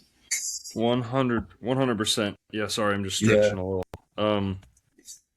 And also, just to touch on one thing you mentioned leading up to that, you talked about the usury, and I'm really glad that you got a chance to watch Christspiracy. That's awesome. Yeah, Cam's very good. Cam's a good friend. Basically, it wasn't just usury, and all the stuff he's showing is great. But just to go back to Timothy Bentz was talking about, just so we can understand how bad it was in Jerusalem in the years leading up to Jesus's arrival on the scene, the common practice was, in the temple at Jerusalem, they only accepted the Tyrrhenian shekel. This is what I was trying to get to it earlier. The Tyrrhenian shekel. Tyrrhenian, I forget, sorry. Tyrrhenian shekel, it had the face of either a pagan god. Yeah, it had a face of a pagan god or a mythological figure. And it was printed as essentially Phoenician money. And this was the only coin that they would accept in the temple at Jerusalem, because it was minted and proven. Its mineral value, its metal content was guaranteed. If you had a Tyrian shekel, no one could dispute the value of your money. Whereas these other coins were garbage. They had made a nickel or made a crap, or nothing special. The Tyrian shekel was, I believe, mostly silver, almost solid silver, and it had, like I said, idolatrous figures on it. And the priests who were supposed to be upholding God's, laws, are doing all of their dealings, all of them, with this Tyrrhenian shekel that has its idolatrous money. So even the coin that they were using, let's say they were doing nothing wrong, even the coins they're using, it's pagan money. So to your question about, what is it? What's the source of the corruption? Part of it is human nature. We got to remember the Hebrews in the Bible. This is way before a Jewish identity or anything like that. We're talking about Israelite religion. And by the way, Moses wasn't a Jew. Moses is a Levite. We're told. That's a different tribe. Israelite religion was something different from modern Jewry. I think a lot of people know that, of course, but a lot of people don't know that. Now, basically, the Israelites, even at times when they are maybe depicted as being barbaric or ruthless, they are almost always within context, without any dispute, the more moral or ethical of the surrounding nations. Now, that's not always mentioned in the Bible, because it's assumed you kind of know the history and the context and what the practices of the surrounding people were like. Sometimes the Bible's explicit, but a lot of times it just doesn't tell you that, because it expects you to know context yourself. For example, Abraham almost sacrificing Isaac. If you read it on itself, it seems dumb, barbaric, but if you understand that Abraham, from where we get the word Hebrew, that all the cultures surrounding him were making regular child sacrifices. The fact that he was so tempted, or it seemed so, He was just about to engage in it. And then the fact that he chooses not to, or is pointed in another direction, that is a marked difference. That marks a firm departure and a firm, division between these people, the Hebrews, who don't have a Hebrew identity until Abraham has this, these experiences. That story essentially forever proves and marks that this tribe, this chosen people, is supposed to not be engaging in child sacrifice. Now, if you don't know that, you're going to say, well, why did he come so close to doing it? Because if you were alive back then, everyone would have came close to doing it. It was the norm, kind of like abortion's almost the norm today. So the source of the infiltration, you could say, even before the temple system, how about this? Paganism is almost like paganism is a slippery slope that almost always results in human sacrifice. One day you offer a basket of fruit, or one season you offer your gods a basket of fruit. Next season the weather wasn't good. Well, what the hell? I guess they didn't like the basket of fruit. You're going to up the ante. You're going to up the sacrifice. You're going to up the offering. When the basket of fruit doesn't work, maybe you're going to kill a chicken. Oh my God, the gods didn't like my offering. What, the chicken wasn't good enough? Next year, what is it now? You're going to sacrifice a bull, a deer. Next year, they don't like that. The weather's still bad. Okay? This is how people get into human sacrifice. The last thing wasn't good enough. And remember, a lot of times people think they're dealing with God when they're engaging in animal sacrifice or blood sacrifice. It's probably fallen angels. And even if it is God, it's God making us do it as punishment because we should have never been doing it in the first place. But basically, animal sacrifice, blood sacrifice is a big key issue. Then there is the infiltration of just pagan gods in general into the temple. That was happening long before Jesus. It's said that human sacrifice may have, child sacrifice may have even happened in the temple. So we can blame the Canaanites, we can blame the surrounding nations, but as far as what's infiltrating the temple, man, it's hard. The Pharisaic tradition is what survives today. The Pharisaic tradition, whether they are genetically related or not, Khazarians or not, you don't have to worry about any of that stuff. Yeah. They are the spiritual successors of the same Jews that Jesus was arguing against. Modern Jewry today claims direct descent from the Pharisaic tradition. They are the Pharisees. They claim to be the Pharisees that Jesus was arguing against. So when we say Jew today, we're really only talking about one sect of one tribe / kingdom, depending on what you think Jew means. It can either mean from the tribe of Judah or the kingdom of Judea, which would include other tribes, other survivors of different tribes. And then also, if you're qualifying this by just following the Pharisaic tradition, the Khazarians, anyone who joins Judaism is going to be part of this, So it almost is kind of a distraction or it gets a lot of people stuck in the weeds, stuck in the mud, talking about who are the real Jews or who are the real Israelites or the Khazarians, they're all just Khazarians. They're fake Jews. They have nothing. Well, yes and no. There may be truth to those stories, but I would just look at things like the Khazarian conversion as replenishing their numbers because their numbers get reduced a lot, whether that's by isolation, whether that's by persecution or retribution for what they've done to others. We know that there's been a lot of bottlenecks in the Jewish population where they've been reduced to very small numbers in many places, which would force them, which you'd expect them to then be seeking mass conversions. then you'd want an empire to kind of mass convert so you can replenish your numbers. So the Khazarian thing is just one small piece of this. The black magic, people love to say, the Khazarians had their own black magic, blood magic, phallic worship, and that can be true. But remember, hundreds of years before that, who's Jesus arguing with? They're not Khazarians. The Khazarians show up later. So we've got to remember that the distinction being made back then was between bloodless and bloodstained.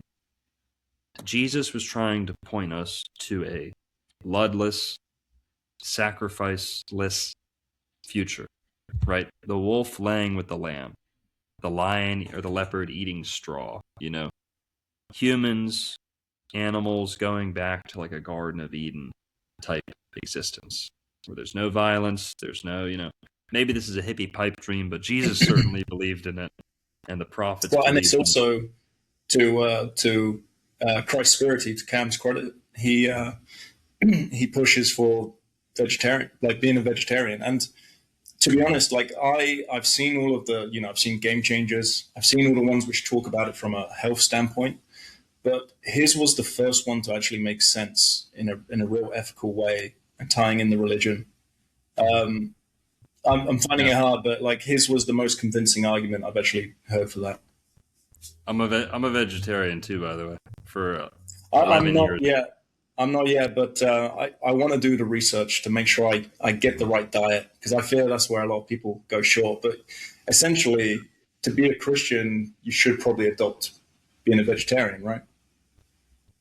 Yeah, I mean, you got to be careful wording it like that, because there's a lot of great Christians who are better Christians than me who eat flesh and eat meat and all that. But sure, yeah, okay. To be a Christian, you don't have to be a vegetarian, but to walk like Jesus and follow Jesus as closely as a human can, I think eventually you will have to give up flesh. Flesh is an indulgence. It's barbaric.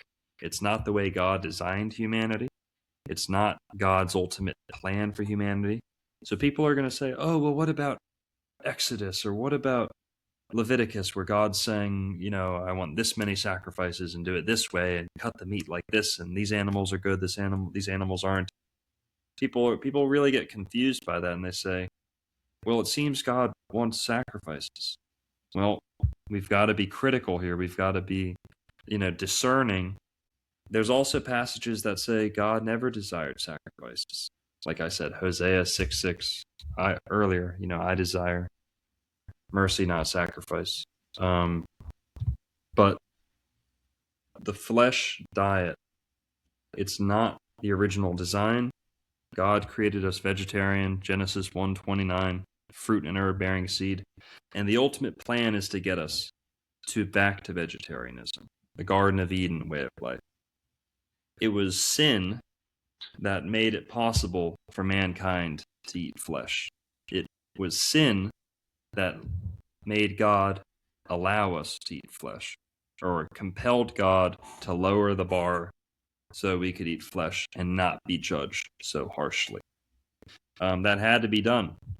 God does lower the bar for humanity in the Bible several times.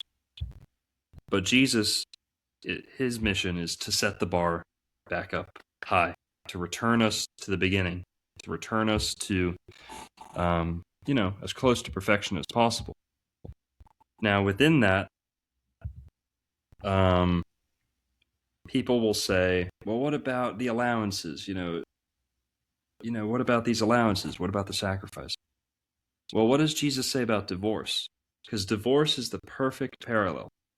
And if people are smart, they're going to get this, and it's going to, drill the point home. Does Jesus just come out and say, no divorce? I don't like it, not allowed. I'm saying it, not allowed. That's not how he says it.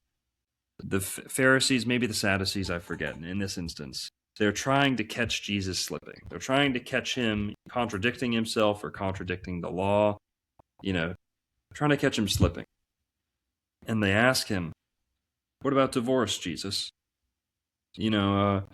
because that was something John the Baptist was known for speaking out against. That was something the Essenes and the Nazarenes were known for standing against. So it makes sense to ask Jesus, what should we do about divorce? Probably because Jesus had spoken out against it before. His community did. And Jesus says, God doesn't want divorce. God lets you start getting divorced because of the hardness of your hearts.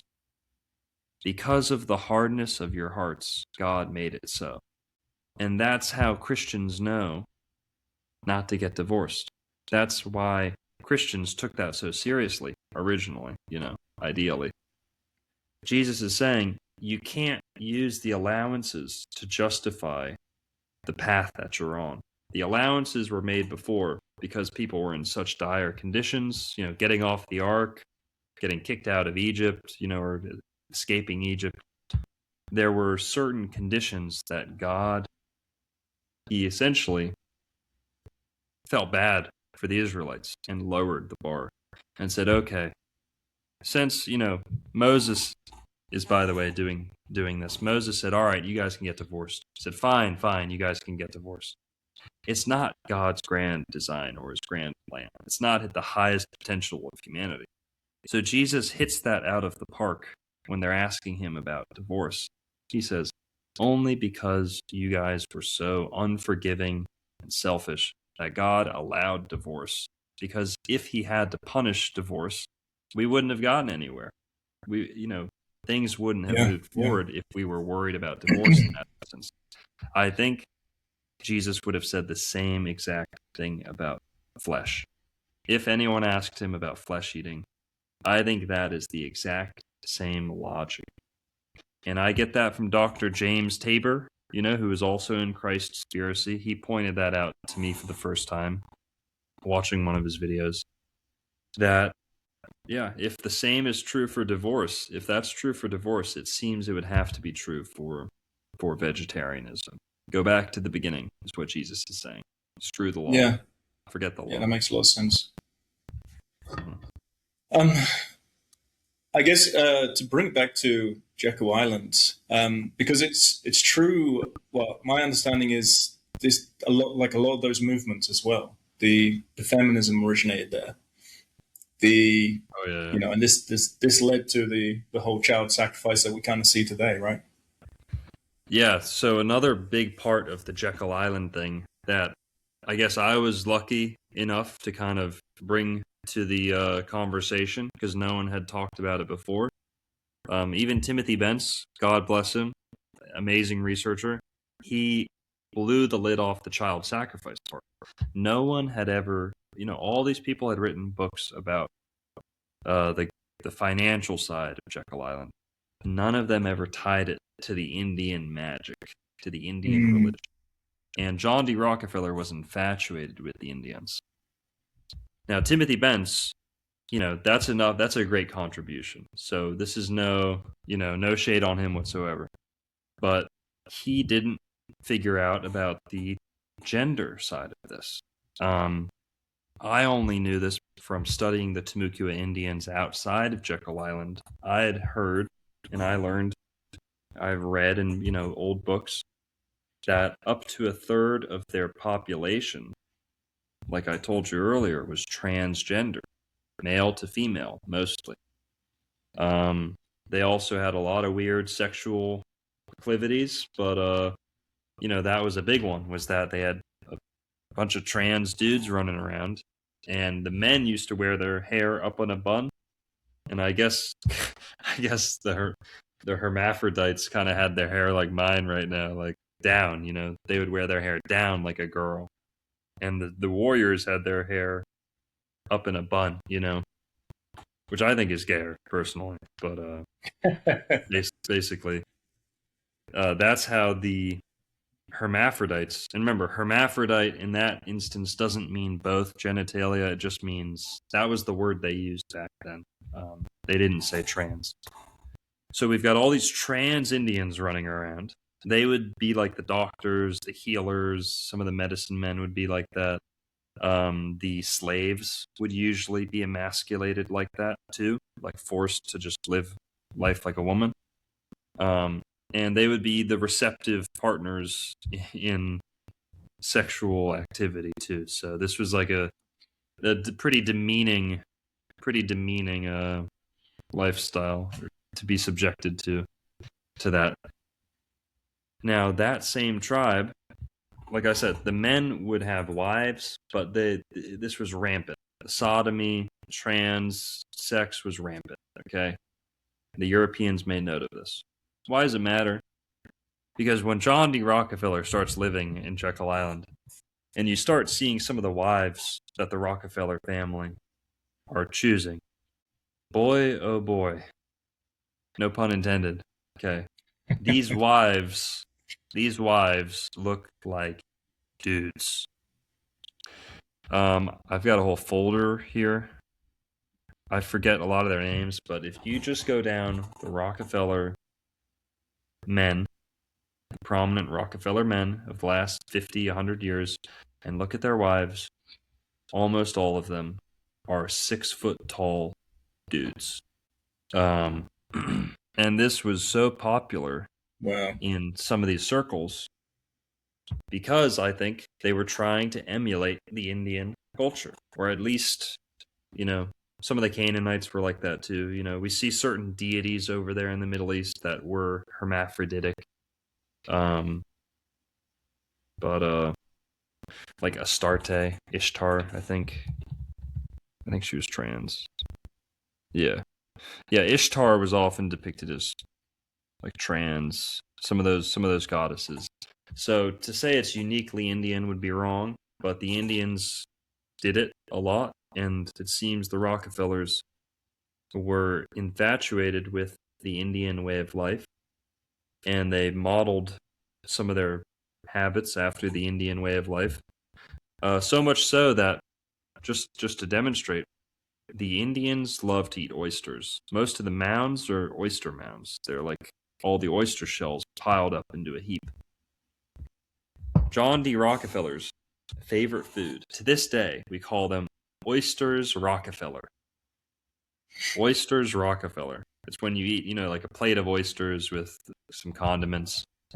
And that is one of the most common, like, dishes here in the South, or on the coast.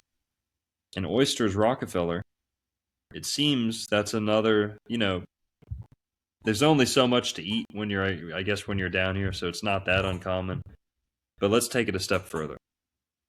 His favorite poem, the tribe that lived near Ormond Beach, a little south of Jekyll Island, where Rockefeller relocated to. He ended up passing away in Ormond Beach, Florida. They pulled up, after he died, they found a giant owl statue close to where Rockefeller lived. It was like a totem pole that the Indians would worship. It was huge. It was like 8-9 feet tall. Thing was fucking huge, and it was a Bohemian big Grove type thing. It looked just like that. Yeah. Now, Ishtar, you'll see Ishtar, the trans goddess, has owls on either side of her. That's one of the principal deities that some of this sacrifice may have been done to. Baal, Ishtar, Astarte, whatever. Baal's not the same, but Baal is another deity that sacrifice might be done to. Child sacrifice, right? Moloch, they say, might have been depicted as an owl too, but Ishtar has owls for sure. Well, John D. Rockefeller's favorite poem was called The Wise Old Owl, and he would tell this all the time. And and also the torch, Standard Oil, Rockefeller's company, Standard Oil. They had used the torch, I believe, of Minerva. Yes, the torch of Minerva was the Standard Oil emblem, logo. Minerva also associated with the owl.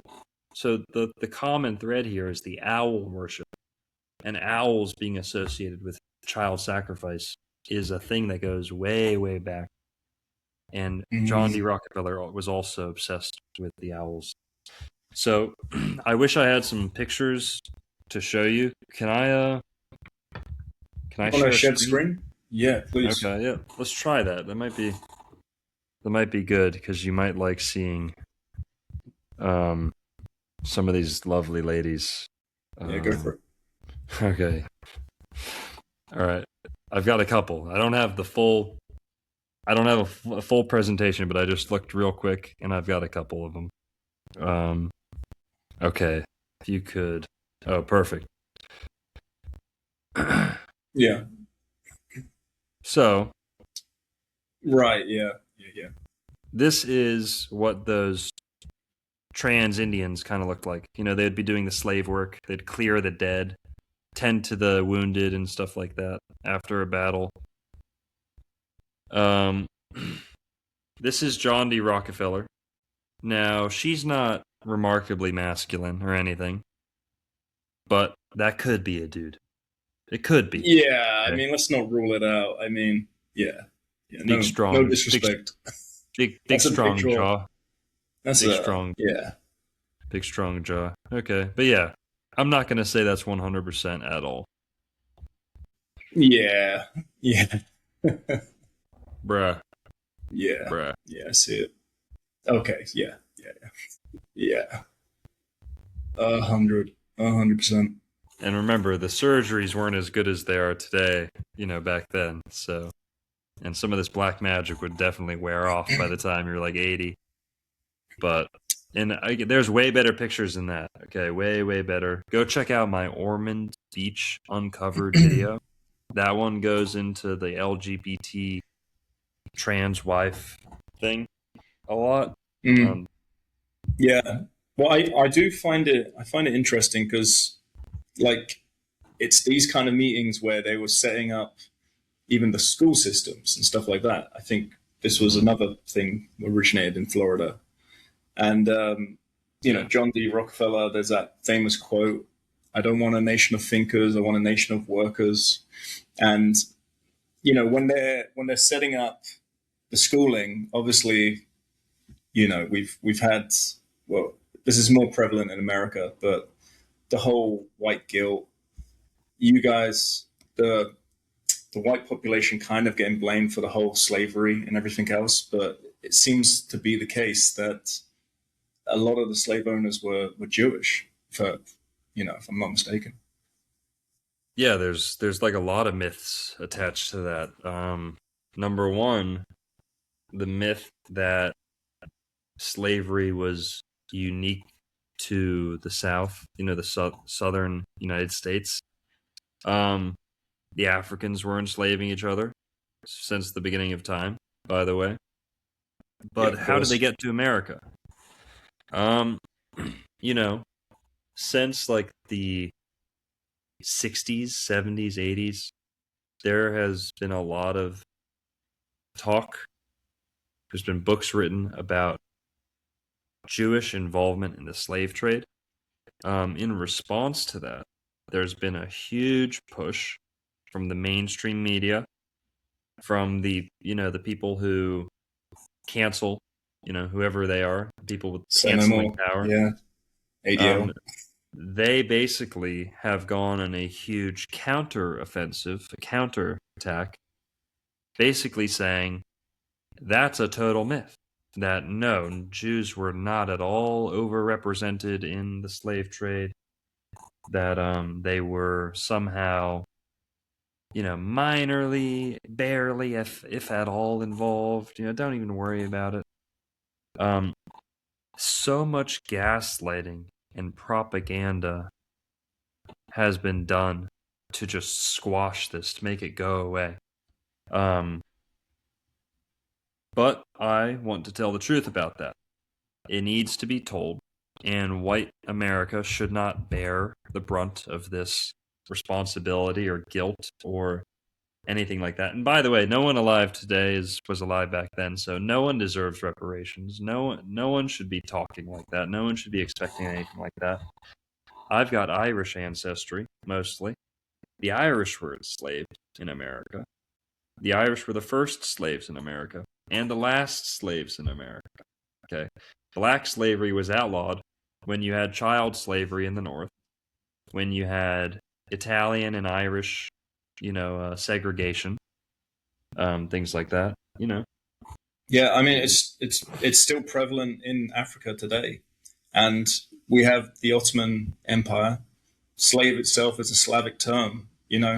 This is every Yeah. culture everywhere has literally been a slave. So this is you guys really this argument is crazy because it just doesn't make any sense. We're all, if you want to play that game, we're all victims.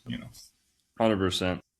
But as far as who is perpetrating it the most and most recently, and who's still benefiting off of human trafficking rings of the same sort, you know, without a doubt, it can be safely established. It can be safely declared. Slavery in the southern United States was a symptom of Zionism, Jewish supremacy, and what else? Maybe just those two. Slavery in the southern United States is a direct symptom of Zionism and Jewish supremacy. Jewish supremacists. How is that? Well, slavery, some people say, goes all the way back to Columbus. Columbus and his crew more or less enslaved some people. Columbus himself is believed, as we've mentioned, is believed, widely believed, it's pretty much case closed at this point, was Jewish. Christopher Columbus was a crypto Jew. He was pretending to be Catholic. That was very normal at the time. And he set the very beginnings in motion of the slave trade. So at its very beginning, how can we not place the blame on this one crypto Jew who, by the way, wasn't just coming to America for any old reason. He wanted to create a new Jerusalem in America. He wanted to discover the Garden of Eden in America that he thought was in America. He wanted to Judaize the New World. He'll write it. Sometimes he writes as though he wanted to spread Christianity. It was all a cover.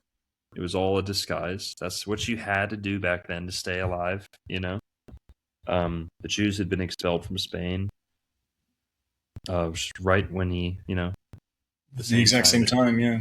Same time he departs for the Americas. So if you want to lay blame with the first man who kind of set the foundations for this, the slave trade, Columbus is your number one guy. Then you have to go look at who owned the slave ships.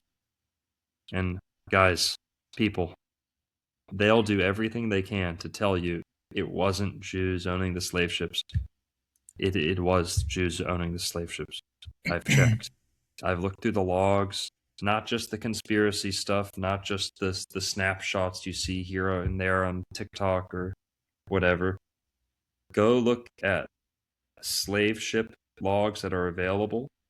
Go look at the registrations on the ships. Go look at who was in control of ports like Charleston, South Carolina, New Orleans, and St. Augustine. Those were the big three. Those were the big three that all the industry was coming into in the age of discovery in colonial America. And that's where most of the slaves were coming in. So in Florida, you actually have a interesting history of a lot of free blacks, like a ton of free black slaves. The Spanish were offering them freedom, like by the hundreds, by the thousands. But then when the English take over, they want to re-implement slavery. And then when the Spanish, or when the Americans take over in 1821, the Americans take over Florida, and slavery is pretty much institutionalized. The plantation culture is in full swing. But that plantation culture itself as I talked about, in some other shows, the southern plantation slaveholding culture was not a Christian, white, southern United States thing. It was a Caribbean, Jewish way of life. It was Jews who had been kicked out of Spain or Morocco, who then come to the Caribbean. They're involved in shipping. They're involved in human trafficking, slavery, lumber, sugar, all this stuff. If it makes money, they're interested. And basically, the slavery was big money making. It was also a big political tool. It got the North to turn on the South. These people wanted to become Americans. They wanted to become English speaking. And so, I talk about families like the Levies, the Yulee Levy family, the Benjamins. The same families who got started with slavery in the Caribbean would end up being the leadership of the Confederacy. And two in particular, you've got Judah P. Benjamin and his cousin David Levy Yulee. Those two guys are second and third in command in the Confederacy. So we're not talking about a couple ships here and there. We're not talking about a couple traders, a couple guys we're talking about the leadership of the Confederacy were openly Jewish. David Levy Yulee well, yeah, that's it basically. So any way you look at it, that's crazy, because there's just no mention of that, and that, and I guess it shouldn't really be a surprise, because when you've designed the school system, you can literally shape the narrative however you want. And what's the 1980? Is it 1984? Yeah, those who control the present control the past to control the future. Totally. Just one last question then before we finish up. And I myself, I'm trying to be a Christian, and I'm leaning more and more into this. And like we were just saying, there's no values I disagree with.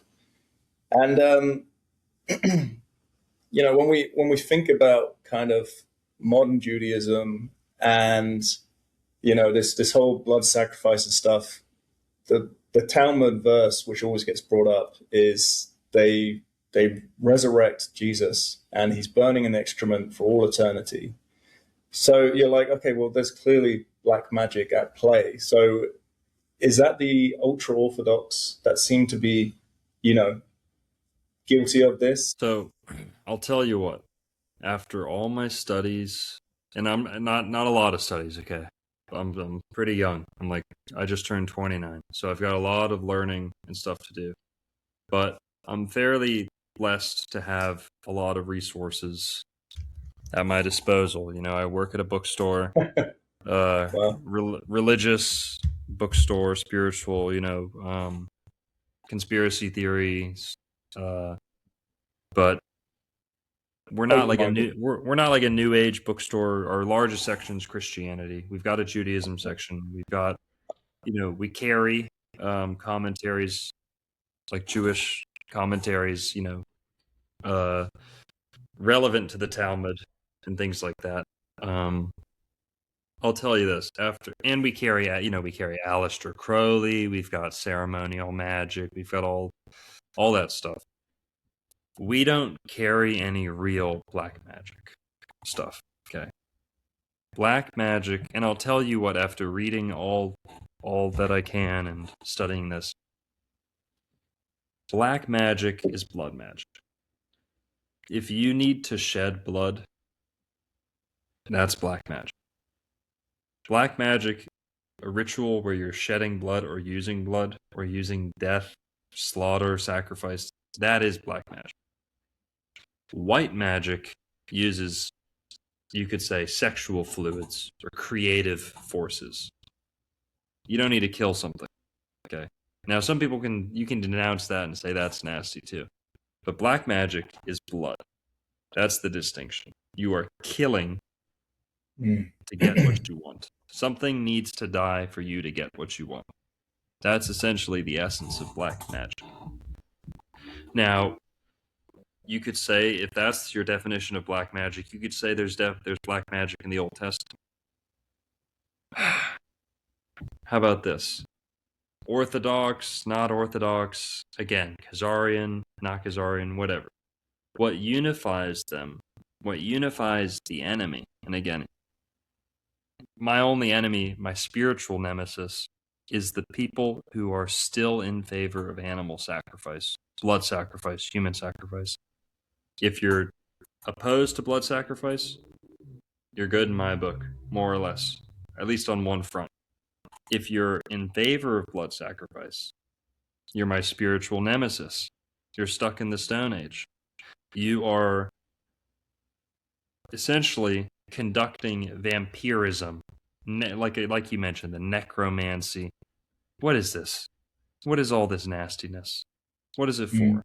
Does it induce virtue? Does it promote virtue? This is exactly what the Bible warns about with the occult and with this and that. What do you need to learn? What's the special knowledge that demons are going to grant you that's going to somehow make things better?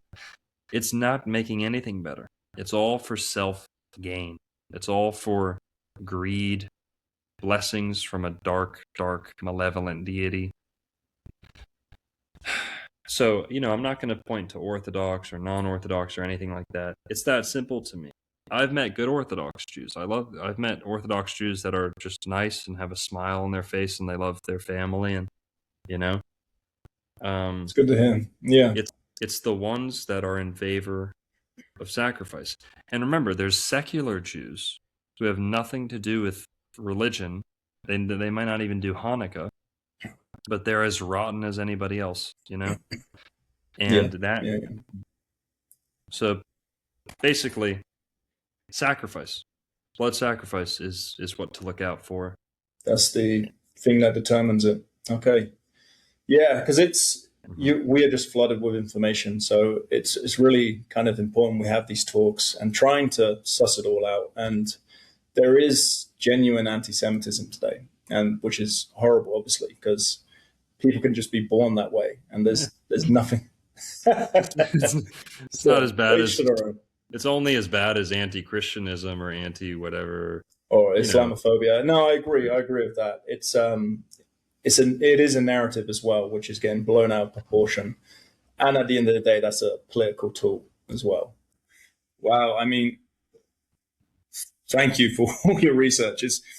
It's nice because you keep so many of these receipts, and for everyone, I fully recommend that you go check out your channel. So this is on YouTube, mostly Old World Florida, right? Yep, Old World Florida on YouTube, Twitter, Rumble, Instagram. That's where I'm at. I'll leave links to everything in the description. But awesome. Yeah, thank you so much for your time and explaining this to me. Thank you, Louis. It's always good talking to a certified white European. Try my best. Rare breed. Thanks for watching, guys. I hope you enjoyed our show. As you can see, our content can be a tad controversial at times. Because of that, the algorithm really, really doesn't like us. The good news is that's where you can. If you like us and you want to support us, the easiest ways are to like, comment, and subscribe. It costs you nothing, but it means the world to us here at BluntClarity. On top of that, we've made a list of some of our favorite videos, which you can find right here. Thanks for watching, and I hope to see you next time. Enjoy.